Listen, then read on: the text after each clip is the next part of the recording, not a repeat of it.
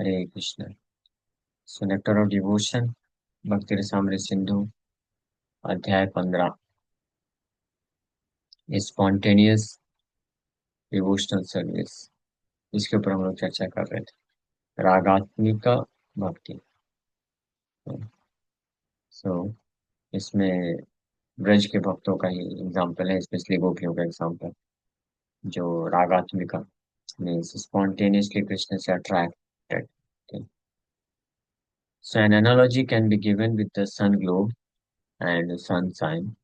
To remain in the sunshine does not mean one has gone to the sun globe. The temperature of the sun globe is different from the temperature of the sunshine.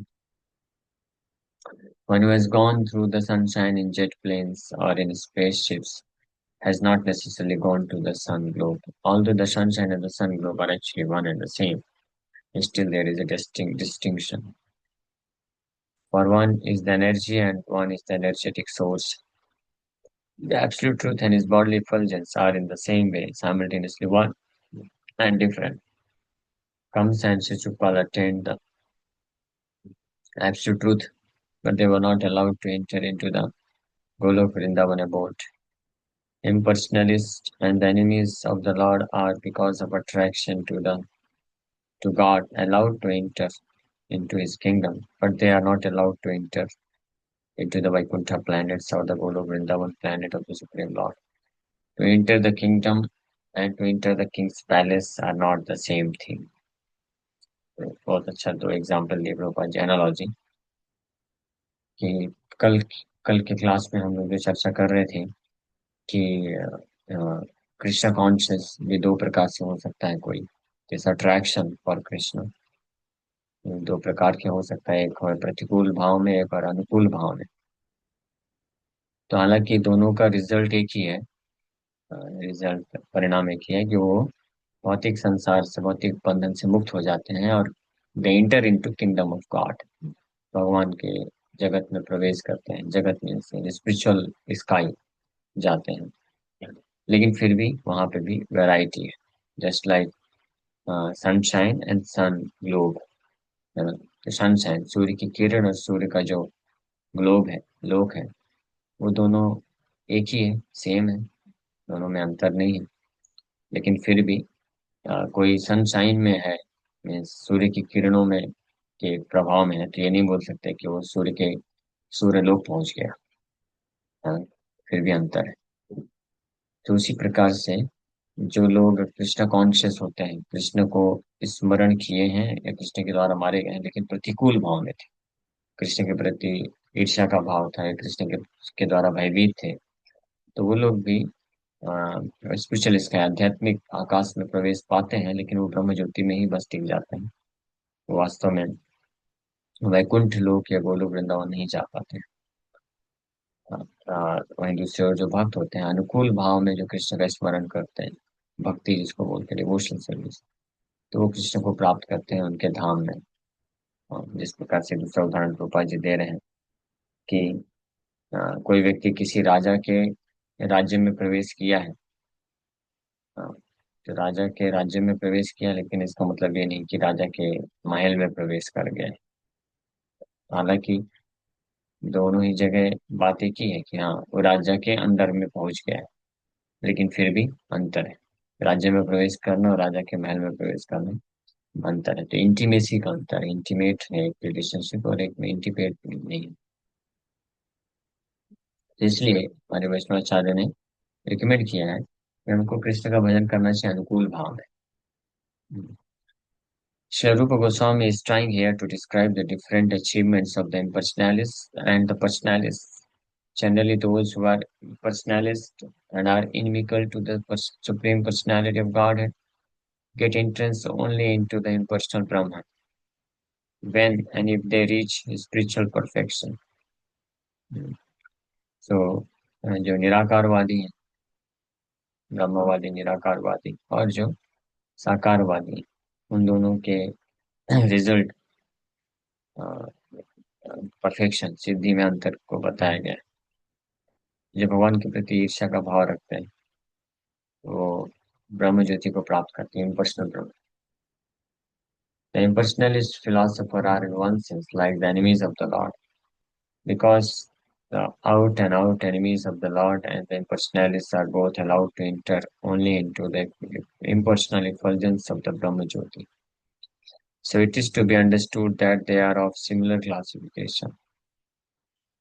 And actually, the impersonalists are enemies of God because they cannot tolerate the unparalleled opulence of the Lord.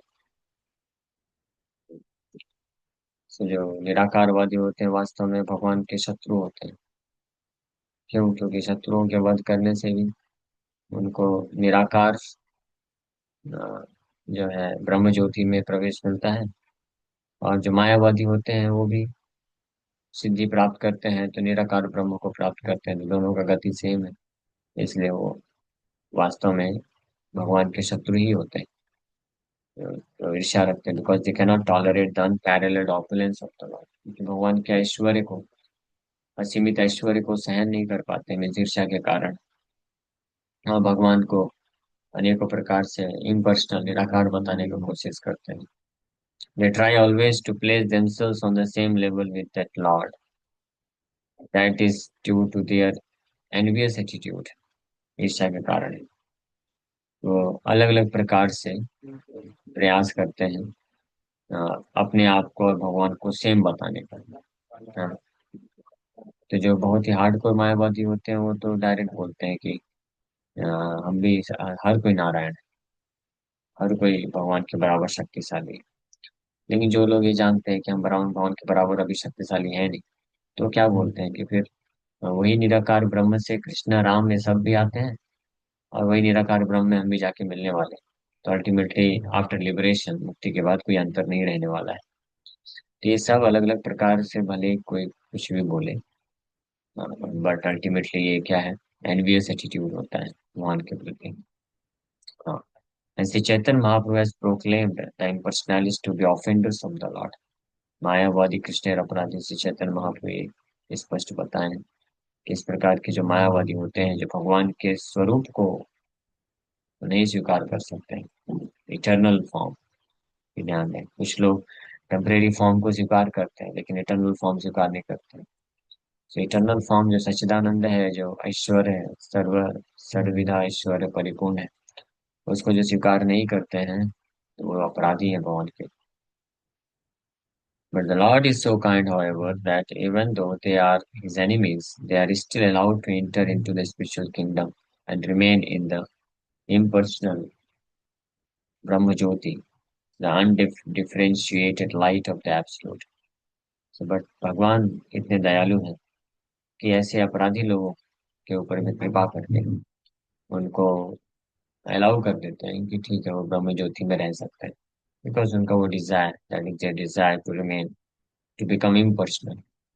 So the Lord, out of His causeless mercy, He allows them to get this destination of Brahmajyoti, the undifferentiated light of the Absolute. Sometimes an impersonalist may gradually elevate himself to the personal conception of the Lord. Bhagavad Gita confirms this. After many births and deaths, he who is actually in knowledge surrenders unto me. By such surrender, an impersonalist can be elevated to the Vaikuntha Loka, spiritual planet, where, as a surrendered soul, he attains bodily features like those of the Lord. कभी कभी ऐसा भी हो सकता है कि कोई निराकारवादी है, भगवान के जो है पर्सनल कॉन्सेप्शन को स्वीकार कर ले। स्पेशली ये कब होता है, जब ऐसे कोई मायावादी निराकारवादी को किसी शुद्ध वैष्णव का संग मिल गया और उनको वो समर्पण कर दिया, तो उनकी कृपा से फिर भगवान के प्रति जो पर्सनल एटीट्यूड है, डिवोशन, वो विकसित कर सकता है। भगवद गीता में भगवान ये बोलते हैं, बहु नाम जन्म नाम अंत्य ज्ञानवान माम प्रपद्यन्ते वासुदेव सर्वमिति समात्मा सुदुर्लभ। ऐसे अनेकों अनेकों जन्मों के बाद ये जो ज्ञानी लोग हैं, इम्पर्सनलिस्ट, ब्रह्मवादी, निराकारवादी, मायावादी, तो कई कई जन्मों के संघर्ष के बाद फाइनली ये जो है इस स्तर पे आते हैं कि कृष्ण ही सब कुछ है, कृष्ण को परम भगवान स्वीकार करके उनको सरेंडर कर पाते हैं, और तब ये लोग भी वैकुंठ लोगों को प्राप्त कर सकते हैं। So in the Brahman Puran it is stated, those who have achieved liberation from material contamination and those who are demons are killed by the Supreme Personality of God and are killed by the Supreme Personality of God and become absorbed in the Brahman concept of life and reside in the spiritual sky of the Brahma Jyoti. ब्रह्मांड पुराण में इसका प्रमाण मिलता है कि ऐसे असुर जो भगवान के द्वारा मारे जाते हैं उनकी जो गति होती है और एक दूसरे प्रकार के असुर जो मायावादी होते हैं निराकारवादी होते हैं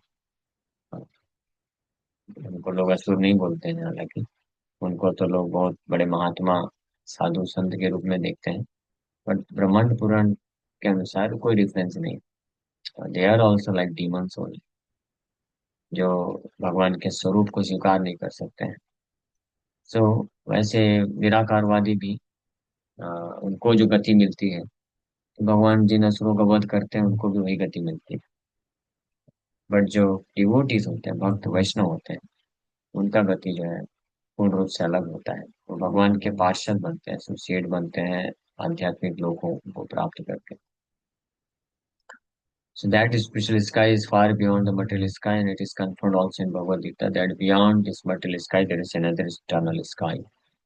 The enemies and the impersonalists may be allowed to enter into this Brahman effulgence, but the devotees of Krishna are promoted all the way to the spiritual planets. तो ये आध्यात्मिक जगत आकाश होता है स्पिरिचुअल स्काई गीता में भगवान बताते हैं परस्तस्मात् तु भागवन्य व्यक्तात् व्यक्तात् व्यक्तात् सनातन अव्यक्तात् व्यक्तात् सनातन यह सर्वेषु भूतेषु नश्यत्सु न विनश्यति भगवान बोलते हैं कि भौतिक जगत जो हमेशा विनाश होता है फिर सृष्टि होती है इसके बियॉन्ड इसके परे एक आध्यात्मिक आकाश है जो कभी नष्ट नहीं होता है एज इट इज बना रहता है सो जो भगवान के शत्रु होते हैं असुर जो भगवान के द्वारा मारे गए या जो इम्पर्सनलिस्ट मायावादी होते हैं निराकारवादी होते हैं उनको वही गति मिलती है लेकिन भगवान के भक्त उसके भी बियॉन्ड जा करके आध्यात्मिक लोगों को प्राप्त करते हैं Because the pure devotees have developed their spontaneous love for the Supreme Personality of God, they are allowed to enter into the spiritual planets to enjoy the spiritual bliss in association with the Supreme Personality of God. In the 10th canto, 87th chapter, verse 23 of Srimad Bhagavatam, the Vedas personified address the Lord in this way. My dear Lord, yogis meditate upon your localized feature and thus they achieve the spiritual perfection of being immersed in the impersonal Brahmajyoti. Persons who treat you as an enemy achieve the same perfection without meditating.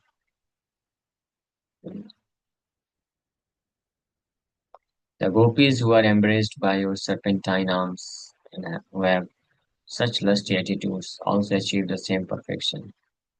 And as far as we are concerned, being different demigods in charge of the different parts of Vedic knowledge, we are always following the footsteps of the gopis. Thus, we hope to attain the same perfection. So, by the same perfection, we must always remember the example of the sun and the sunshine.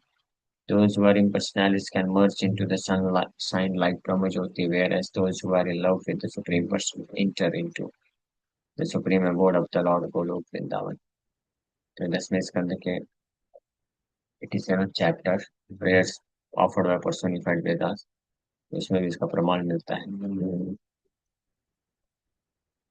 कि जिस प्रकार से भगवान के जो शत्रु होते हैं भगवान के द्वारा मारे जाते हैं उनको और ये जो इम्पर्सनल ब्रह्म ज्योति मेडिटेट करते हैं उनको सेम गति मिलती है और गोपियां जो आपको समर्पण करके अपेरेंटली रस्टी एटीट्यूड्स काम से प्रभावित होकर के वो जो परफेक्शन हासिल होते हैं सेम तो लेकिन जो श्रुति है श्रुतियां यहाँ पे इच्छा प्रकट करते हैं कि we want to follow in the footsteps of gopis गोपियों के चरण चिन्ह में हम पालन करके हमको उनके जैसा परफेक्शन हम चाहते हैं not like asuras who are killed by you or Mayavadi personalist.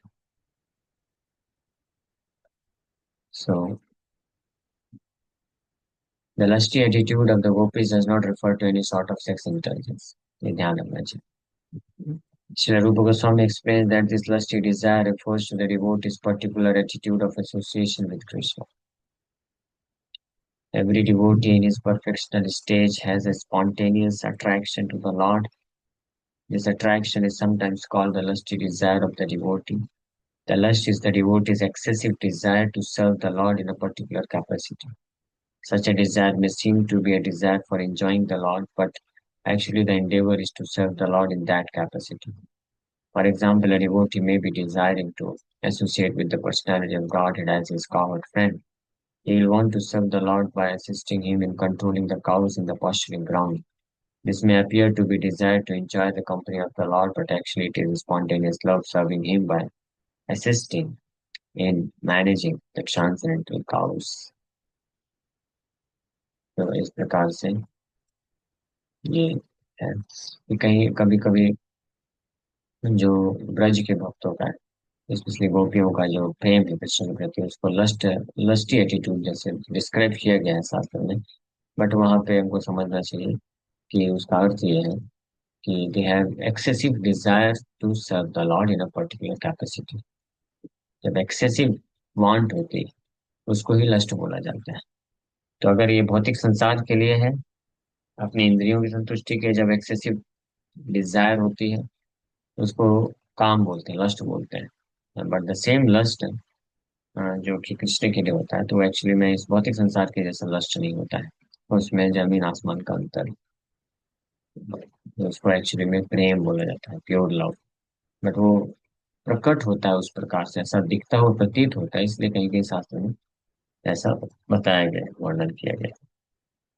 ठीक है। Okay. So next topic, sensual attraction. जो ये रागात्मिका भक्ति है, स्पॉन्टेनियस अट्रैक्शन, ये दो प्रकार का है, सेंसुअल अट्रैक्शन एंड रिलेशनशिप। तो इसके बारे में लोग कल चर्चा करेंगे। Thank you very much. Hare Krishna. किसी भक्त का कोई प्रश्न है तो पूछ सकते हैं। है ना, महाप्रभु के इसमें। हाँ, यस। तो कल फिर आपने बोला था ना कि जैसे कृष्ण को वो बस मतलब पूजा नहीं करते थे, बट उनके दिमाग में हमेशा रहते थे। तो फिर उनको मोक्ष मिलने के बाद फिर वो कैसे आए, या फिर ये लीला थी? लीला थी। उसके बाद वापस गए, मुक्ति को प्राप्त की।